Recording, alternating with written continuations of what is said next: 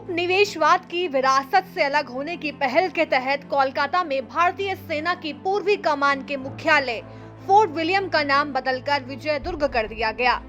आंतरिक रूप से लिए गए फैसले में सेना ने शहर के बीच में विशाल परिसर के अंदर कुछ ऐतिहासिक इमारतों का नया नाम रखा है। फोर्ट विलियम हुआ विजयदुर्ग।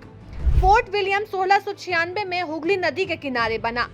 फोर्ट को ब्रिटिश ईस्ट इंडिया कंपनी ने बनाया था। किंग विलियम III के नाम पर फोर्ट को नाम दिया गया था।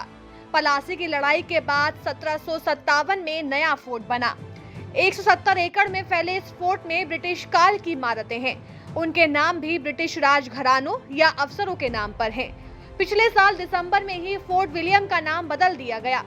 अब नाम शिवाजी महाराज के किले विजयदुर्ग के नाम पर है। फोर्ट में सेंट जॉर्ज का नाम बदलकर शिवाजी द्वार किया। फोर्ट विलियम के प्राचीन पर एक इमारत थी जिसे किचनर हाउस के नाम से जाना जाता था।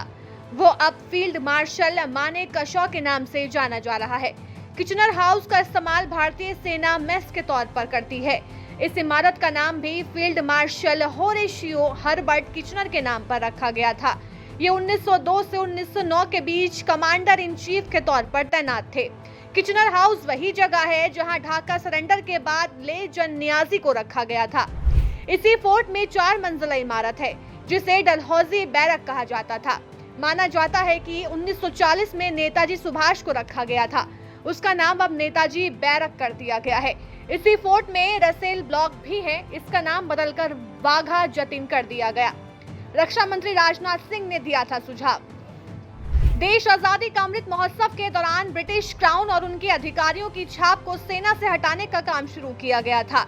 इनमें सड़कें और इमारतें भी हैं। रक्षा मंत्री राजनाथ सिंह ने 2021 में रक्षा संपदा महानिदेशालय के 96वें स्थापना दिवस के मौके पर बात कही थी। रक्षा मंत्री ने कहा था कि स्वतंत्रता के 75वीं वर्षगांठ के मौके पर क्राउन के वफादार ब्रिटिश अधिकारियों और सैनिकों के नाम की सड़कों और भवनों के नाम बदले जाएं। उन्होंने सुझाव दिया था कि नए नाम हमारे बहादुर सैनिकों और आधुनिक भारत के निर्माताओं के नाम पर रखा जाना चाहिए। इस काम को बहुत जल्द पूरा किए जाने की बात भी कही थी।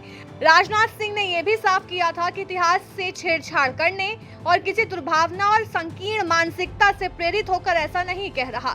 रक्षा मंत्री ने यह भी हिदायत दी थी कि नाम बदलते हुए ये भी ध्यान रखें कि उन ब्रिटिश अफसर के नाम नहीं बदले जिन्होंने देश की क्षेत्र की जनता के लिए अच्छा काम किया। आगामी पीढ़ी से उनकी पहचान कराई जाए और उनके नाम सम्मान पूर्व यथावत रखे जाएं। क्या बदला सेना ने? 26 जनवरी और 15 अगस्त में 21 तोपों की सलामी देने वाली ब्रिटिश 25 पाउंडर गन को स्वदेशी 105 से बदला गया।